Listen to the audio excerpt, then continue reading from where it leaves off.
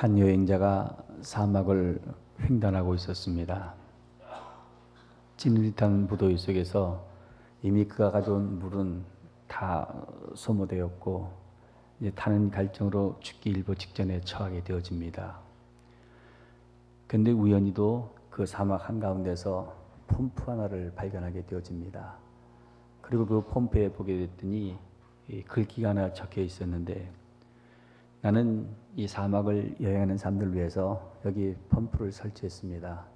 펌프는 아주 좋은 기계로 만들어졌고 이 펌프 밑에는 많은 물들이 있기 때문에 당신이 여기다 물을 넣고 이것을 작동을 시키면 원하는 만큼의 물을 얻을 수 있습니다. 뒤에 보시면 물병이 하나 있는데 그 병에 물이 차 있을 겁니다. 그걸 펌프에 넣고 펌프를 작동시키십시오. 그리고 당신이 사용하고 난 후에는 다른 사람들을 위해서 그 병의 물을 채워주시기 바랍니다 하는 글귀가 있었습니다. 자, 만일 여러분 같으면 이런 상황 속에 처한다면 자기의 갈증을 해소하기 위해서 그 한 병 있는 물을 마시겠습니까? 아니면 그 글귀를 적어놓은 사람의 말을 믿고 펌프에다가 물을 붓고 그러면 펌프질을 하겠습니까? 여러분 같으면 어떻게 하겠어요?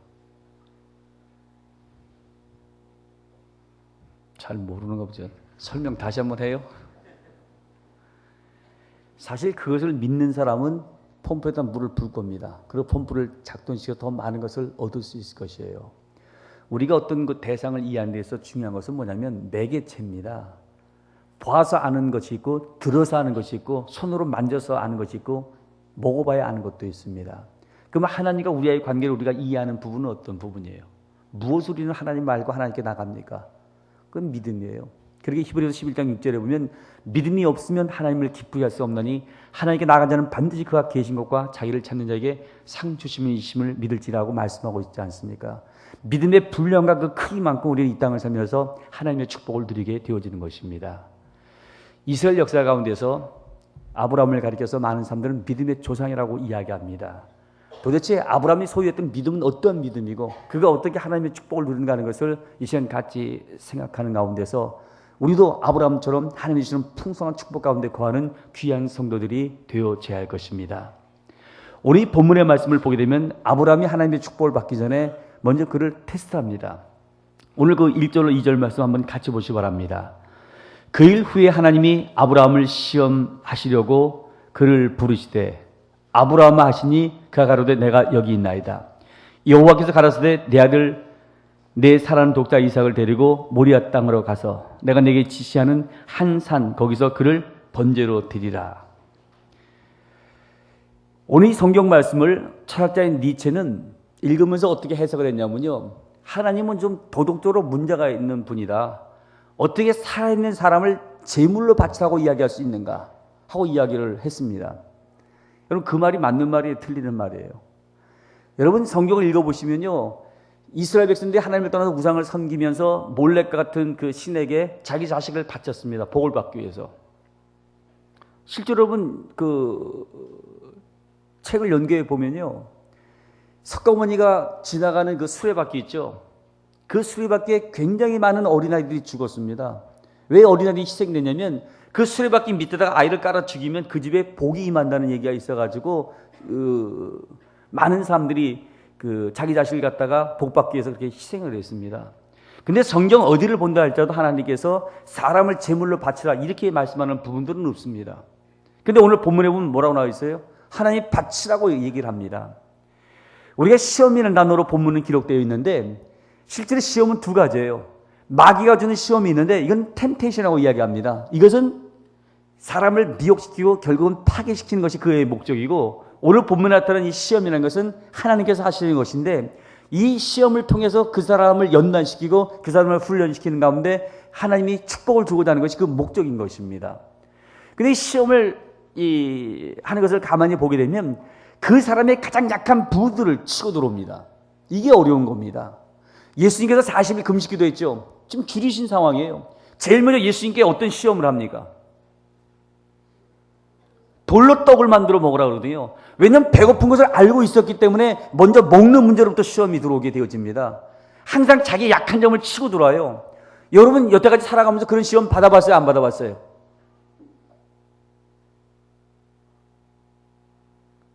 마귀가 김약신한테 한번 돌로 떡 만들어보라 시험해요, 안 해요? 돌로 떡 만들어서 능력이 있어야지 시험을 하죠. 여러분, 그래 안 그래요? 우리 그런 능력이 없잖아요. 우리에게 그런 시험도 하지 않는다니까요. 근데 문제가 뭐냐면 우리의 약점을 치고 들어오기 때문에 어떤 사람들은 돈을 좋아해요. 성경에 보면요, 돈을 좋아하는 사람은 돈을 하나님을 시험하십니다. 성경에 보면 아간과 게하시 같은 경우가 그런 경우 아닙니까? 이성을 좋아하는 사람은 다윗 삼손 같은 경우 이성의 유혹에서 결국 쓰러지지 않습니까? 아나니아 삽비라 같은 경우는 명예욕에 약한 사람들이기 때문에 결국 그 술에서 넘어지지 않습니까? 그 사람의 가장 약한 부분을 치는데 왜 하나님이 아브라함을 칠 때 뭘로 시험하셨어요? 자식을 지금 놓고 시험했는가? 여러분 이제 이해가 가시지 않습니까? 100세에 난 자식이에요. 자기 생명보다도 더 귀한 자식입니다. 빅토르 위고의 소설 가운데 그런 소설이 있습니다. 전쟁으로 말미암아 사람들이 굶주리고 굉장히 어려움을 겪는 상황 속에서 군인들이 행진합니다. 행진하면서 가만히 보니까 한 여인이 배가 고파갖고 이제 거의 다 죽는 그런 상황이에요. 그러니까 병사 하나가 그 모습을 보고는 너무 불쌍히 여겨서 자기 배낭 뒤에 있는 빵을 꺼내요. 그리고 그 여인에게 줍니다. 근데 배가 고파서 허기가 져서 다 죽어가는 여인이 그 빵을 쥐고는 길을 가로져 뛰어가더니 한 아이에게 줘요. 그랬더니 같이 가던 군사가 얘기를 합니다. 저 여자는 배가 안 고픈가 보다. 빵을 자기가 먹지 않고 애한테 주니까. 그때 이 사람이 한마디를 딱 던지는데 뭐라고 던지냐면 너는 아직도 철부지라는 거예요. 저 여자가 저 빵을 저 아이에게 준 것은 저 아이가 저 여자의 자식이기 때문이다. 그렇게 얘기를 해요. 사실 부모는 자기 자식을 위해서 모든 것도 다 바칠 수 있는 거 아닙니까? 왜 효도 안 해요? 이쪽 보고 얘기하겠네. 왜 안 해요? 부모가 자기를 얼마큼 사랑하는지를 알지 못하기 때문에 그렇거든요. 자기의 생명보다도 더 자녀를 사랑하는 것, 이게 모든 부모들의 공통된 심정이에요. 그 심정을 이해하게 되지면 부모 마음을 아프게 할 수가 없죠. 지금 하나님께서 아브라함에게 자식을 바치라고 이렇게 명령했는데 이게 사실 쉬운 그 명령이 아닙니다. 그런데도 불구하고 아브라함은 그 시험에 합격하게 되어지는데 오늘 본문을 여러분 보시기 바랍니다. 어떻게 그 시험에 그가 합격합니까? 3절 말씀 보시기 바랍니다. 아브라함이 어떻게 했어요? 예? 아침에 일찍 일어났다고 되어 있어요. 오늘 우리의 문제는 뭐예요? 왜 우리가 인생을 살면서 실패하냐? 실패의 원인 가운데 하나가 뭐냐면 결단력의 부족이에요. 미국에서 2,000명의 세일즈맨을 조사한 적이 있다고 그랬죠? 당신의 실패하면 실패의 원인이 어디냐고 한목을 모아놓고 조사해 봤더니 제1순위가 뭐였다고 그랬어요? 결단력이 부족이에요. 이게 옳은지 알고 이 길을 가야 됨에도 불구하고 주저주저하고 못하게 됐을 때 결국 인생의 실패자가 되게 되어지는 것이에요. 결단이 기적을 나타내고 결단이 하나님의 축복을 누리게 되어진다는 사실을 우리는 기억해야 합니다. 여러분 창세기 12장에 보면 아브라함은 결단의 사람이었어요. 75세의 아브라함에게 하나님 나타나서 내 본토 친척 아비집을 떠나라고 주님은 명령하지 않습니까? 떠날 수 없는 상황 속에, 순종할 수 없는 상황 속에 그걸 믿고 순종하면 나가거든요. 그런 결단의 사람에게 하나님은 그를 축복의 주인공으로 세워두게 되어진 것입니다. 아침에 나갔다는 건 뭘 말하는 것이에요? 저는 이것을 보면서 아브라함이 얼마나 고민했을까 하는 것이 보여요. 밤에 잠을 잤겠어요? 못 잤겠어요? 지금 자식을 갖다가 번제가 뭔지 알죠? 동물을 죽여가지고요 칼로 난도질해요. 각을 떠가지고 그 다음에 불로 태워서 하나님께 바치는 헌신의 제사입니다. 우리는 지금 쉽게 표현하면 화장하는 거 똑같아요. 멀쩡히 살아있는 아들 갖다 화장시키라는 게 하나님이에요. 그 얘기를 들었을 때 그 말씀에 순종하지 않을 사람이라면요 고민도 없고 갈등도 없었겠지만 아브라함의 입장에서는 아마 제가 보기에는 밤새 못 잤을 것이에요. 그리고 아침에 딱 결단하고 그냥 일찍 일어나게 되어집니다.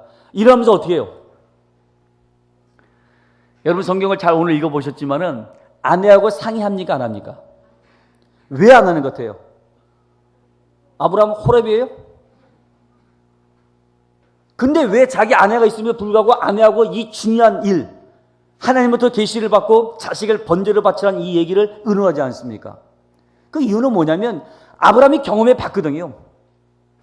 창세기 16장에 보면은 하나님께서 자식을 주겠다고 말씀했는데 10년이 지나도 자식이 없게 되어지자 그 아내 사례가 어떻게 합니까? 뭔가 하나님의 다신 뜻이 있는 거 아니냐?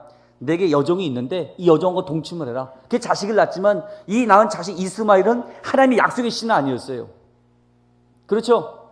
100세 결국 하나님께서는 더 이상 자식을 낳을 수 없는 그런 상황에 처했던 아브라함에게 기적적으로 자식을 주지 않습니까? 아내 얘기를 듣고 아내와 은혜를 받더니 이게 믿음 없는 사람하고 은혜를 받자 답은 뻔한 것이에요. 여러분 사례가 가만히 있겠어요? 자식을 번제로 바치겠다 할 때? 그러니까 아브라함은 딱 판단한 거예요. 이 사례 얘기, 믿음 없는 사람 얘기 들어봤자 결국 도움 없다. 그래가지고 아내도 은혜하지도 않습니다. 그리고 사람들 데리고 올라가면서도요. 오늘 본문 잘 보세요. 5절에 한번 보시 바랍니다. 이에 아브라함이 사환에게 이르되 너희는 나귀와 함께 여기서 기다리라 하고 얘기해요. 산에 데리고 올라가질 않아요. 왜 안 데리고 올라간지 아시겠죠? 아브라함이 자기 자식을 갖다가 묶어가지고 죽여가지고 번제 드리려고 했을 때 사환들이 가만히 있었겠습니까? 이 노인네가 이게 지금 치매가 걸리셨나 이거 왜 이러십니까 하고 말리지 않았겠어요? 그러니까 자기가 하나님의 말씀을 순종하는데 방해된 요소가 되어지면 신앙이 없는 사람들, 직접 하나님부터 계시받지 못한 사람들, 자기 아내나 사환이나 이런 사람들이 얘기를 갖다가 그는 듣지 않습니다. 그리고 어떻게 돼 있어요? 4절에 보면요. 제3일에 아브라함이 눈을 들어 여기 나와 있죠. 사실 부엘세바에서 모리아 산까지 한 47km 정도의 거리라고 이야기합니다. 그 사흘 길을 이 노인네가 걸어가는 거예요. 걸어가면서 여러분 무슨 생각이 있을 것 같아요? 찰스 스펄전은 그렇게 얘기합니다. 그 길은 광야였기 때문에 적막한 길이었지만 자기 자식을 번제로 드리고자 했던 아브라함의 심정보다 더 적막하지는 않았을 것이라고 얘기를 해요. 그 자식을 번제로 드리는 그 아버지 심정이 어떻겠어요? 아마 사흘 동안 가면서 고민하고 또 고민하면서 아마 내가 잘못 들었을 거야. 이게 하나님의 뜻이 아닐 거야 하면서 중도에 들어오기 쉬웠을 것입니다. 연초가 되면요. 새벽기도 사람들이 많이 나와요. 근데 보름도 가기 힘들어요. 한번 날씨 싹 추워지잖아요. 그 다음에는 쭉 빠져요. 다시는 안 보여요. 여기 나가보면 운동하는 사람들 많죠. 연초에 다 사람들 작정해요. 한 번의 위대한 결정과 그 작정은 누가 못합니까? 이걸 지속할 수 있는 힘이 그 사람의 능력이에요. 적어도 사람은요, 자기가 생각하면 자기 생각대로 자기를 움직일 수 있어야 돼요. 시커먼 결단해 놓고 나서 며칠 안 지나갖고는 흐지부지해질 때가 얼마나 많이 있습니까? 사흘 길을 갔음에도 불구하고 아브라함은 흔들림이 없었어요. 여러분, 그리고 이 성경을 보게 되시면요, 스펄전은 그 얘기를 합니다. 믿음 있는 사람이 이 얘기를 듣고 눈물을 흘리지 않을 수가 없다는 거예요. 한번 여러분 보세요. 7절에 뭐라고 나와 있어요? 이삭이 그 아비 아브라함에게 말하여 가로되 내 아버지여 하니 그가 가로되 내 아들아 내가 여기 있노라. 이삭이 뭐라고 얘기해요? 이삭이 가로되 불과 나무는 있거니와 번제할 어린 양은 어디 있나이까?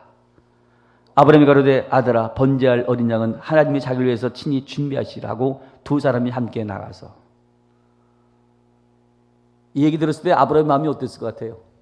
지금 자식이 뭐라고 얘기해요? 불과 나무는 있거니와 번제할 어린 양은 어디 있습니까? 스펄전은 이 얘기를 뭐라고 했다고요? 믿음 있는 사람, 구원받은 성도가 이 말씀을 읽고 울지 않을 수가 없다는 거죠. 하나님의 명령에 순종하기 위하여서 아브라함은 자기 자식까지 지금 희생해야 될 이런 상황 속에 처해 있는 상황입니다. 그 마음이 어떻게 있겠어요? 그래도 불구하고 이 사람은 순종에 나가게 되집니다. 어디까지 순종해요? 10절에 보면 손을 내밀어 칼을 잡고 아들을 잡으려고 합니다. 형식적으로 한 것이 아니고 정말 자기 자식을 묶어서 칼로 내려 찍으려고 해요. 그럴 때 어떤 일이 났어요? 11절에 여호와의 사자가 하늘로부터 그에게 나타나서 아브라함아 아브라함 하면서 막습니다. 그러면서 12절에 내가 내 아들 독자라도 아끼지 아니했으니 이제 내가 하나님을 경외한 자였다. 그 믿음이 결국 하나님 앞에 상달되어지게 되었을 때 하나님은 예비하신 모든 축복을 그에게 아끼지 않고 허락해 주십니다. 자, 여러분 성경 잘 보세요. 니체는 같은 성경을 보고도 이 성경을 놓고는 하나님은 도덕적으로 문제 있는 사람이라고 얘기했는데 키에르케고라는 철학자는 뭐라고 얘기했어요? 신앙의 본질을, 기독교의 본질을 가장 잘 소개하는 것이 바로 창세기 22장이라고 얘기하거든요. 자, 여러분 보세요. 니체 얘기처럼 하나님이 사람을 번제로 받기 원했습니까? 이삭을 번제로 받기를 원했어요? 원하지 않았어요? 하나님이 원하는 것이 뭐였어요? 하나님이 원하는 것은 아브라함의 하나님을 사랑하는 마음이었어요. 그러기에 정말로 아브라함이 이삭을 갖다가 칼로 잡고자 했을 때 하나님은 어떻게 하십니까? 13절에 보면 한 수양을 예배하지 않습니까? 피에르 게고는 이야기합니다. 여러분들이 하나님의 축복을 누리기를 원한다면, 기독교 신앙의 본질이 무엇인지를 알기를 원한다면, 하나님이 우리에게 명령할 때 그것이 우리의 이성적으로 이해가 되어지지 않는다 할지라도 순종하라는 것이에요. 순종하고 나면, 믿고 나면 결과가 나타나게 되어진다는 것이죠. 문제는 뭐냐면, 어떻게 아브라함이 이러한 상황 속에서 자기의 자식을 하나님께 바치는 그 명령에 순종할 수 있게 하는 것이죠. 이 땅에 많은 사람들이 하나님의 축복을 누리기를 원합니다. 그리고 아브라함의 축복을 바라보면서 우리도 아브라함 같은 축복을 누리기를 사실은 소원하지만은, 더 중요한 것은 아브라함 같은 믿음을 가진 자들이 그와 같은 축복을 누리게끔 되어지는 것이에요. 백세에 난 자식, 이거 어떻게 하나님께 바칠 수 있어요? 이 것에 대한 해답을 히브리서 11장에 하고 있습니다. 잠깐 히브리서 11장을 펴시기 바랍니다.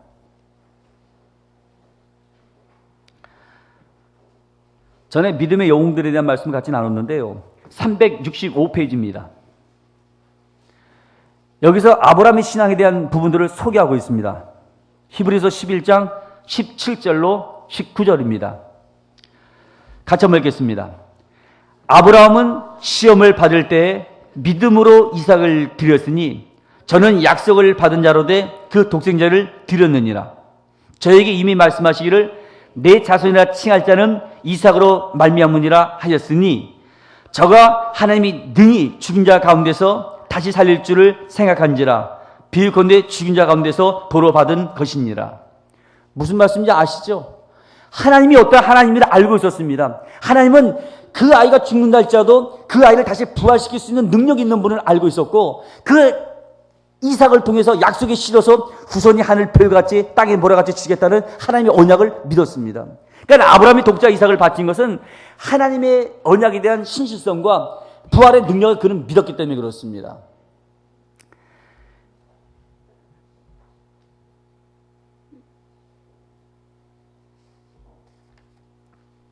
신학자인 칼 바르트는 그런 얘기를 합니다. 당신의 신앙이 어떤지 내가 알기를 원한다면 당신이 하나님에 대해서 어떻게 생각하는 것을 묻겠다. 하나님에 대해서 어떻게 생각하느냐에 따라서 그 사람의 신앙을 나는 평가할 수 있다. 그렇게 얘기를 했습니다. 여러분, 마태복음 16장에 보면 예수님께서 가이사랴 빌립보에서 제자들에게 묻지 않습니까? 사람들이 나를 누구라 하느냐? 너희는 나를 누구라 하느냐? 이게 왜 중요합니까? 하나님이 누구인지를 알아야 그분을 믿을 수 있고, 믿어야 구할 수 있고, 구해야 하나님의 역사를 경험할 수 있기 때문에 그렇습니다. 지난 주간에 이사야 40장의 말씀까지 나눴죠. 왜 이스라엘 백성들이 낙심하며 좌절합니까?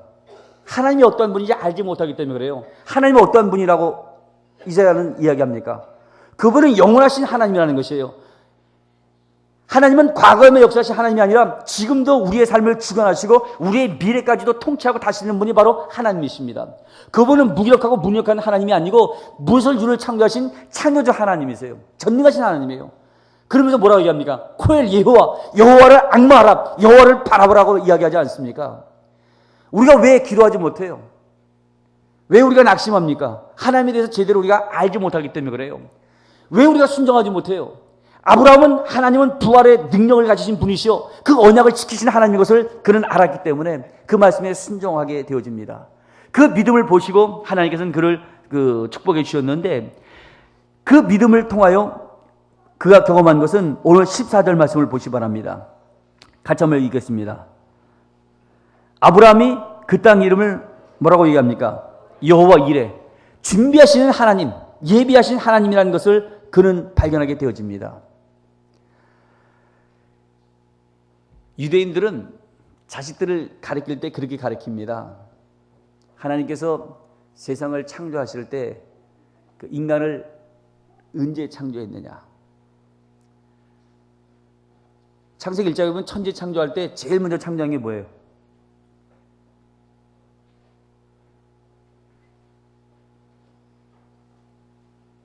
모르면 1장이라도 펴요, 빨리. 제일 먼저 뭐였어요? 빛이 있으라 그랬죠? 그 다음에요,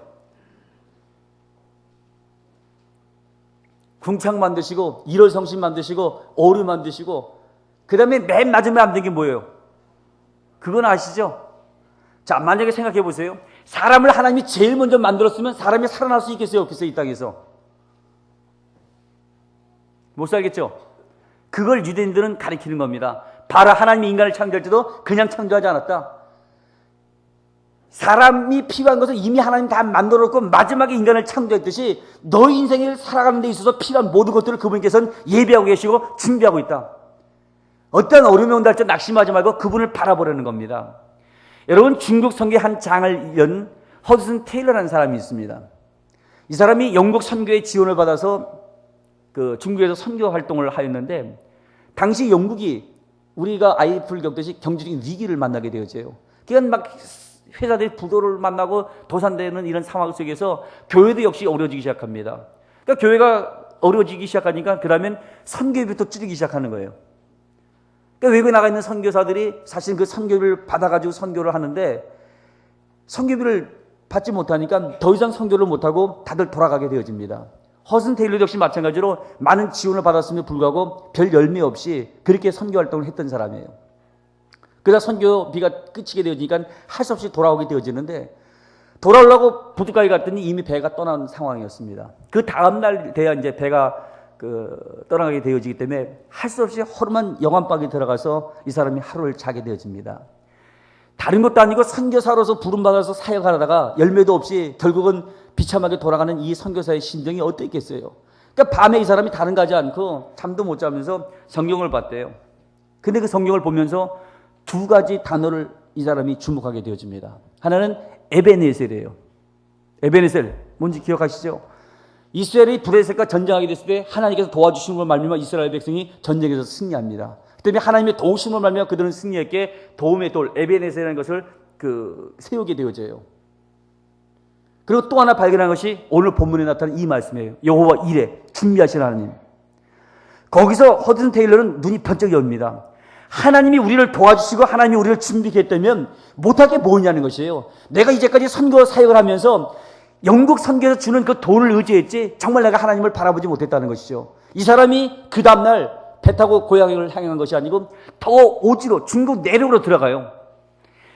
아무도 그를 도와준 사람이 없었습니다. 그럼에도 불구하고 거기서 선교 활동을 시작하는 가운데 중국 선교의 한 획을 걷는 귀한 사역을 감당하게 되어집니다.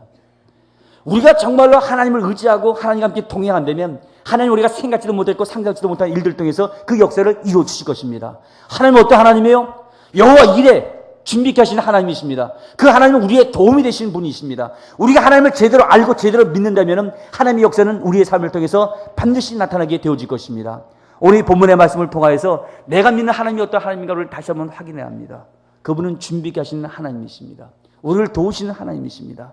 우리가 어떤 어려움 속에 있다 할지라도 문제를 보고 환경을 바라보지 말고 그 속에서 역사하신 하나님을 의지하고 주님과 함께 동행하는 가운데 하나님의 도우심 속에서 모든 문제 해결을 경험하고 승리의 삶을 살아가는 귀한 성도들이 되어져야 할 것입니다. 기도하겠습니다.